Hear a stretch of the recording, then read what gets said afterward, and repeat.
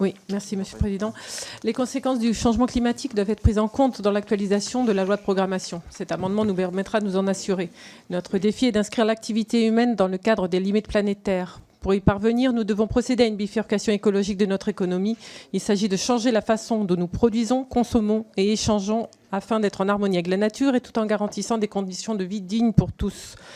Par cet amendement, nous rappelons qu'il nous faut planifier par ce que nous appelons la règle verte qui concerne tous les secteurs de notre économie, y compris la défense. Cet amendement nous permettra d'identifier les conséquences du bouleversement climatique sur les armées, notamment sur leurs infrastructures critiques. Nous savons que cela touchera à la fois le territoire métropolitain comme à Brest, les Outre-mer comme en Nouvelle-Calédonie ou encore les opérations extérieures avec la base militaire à Djibouti.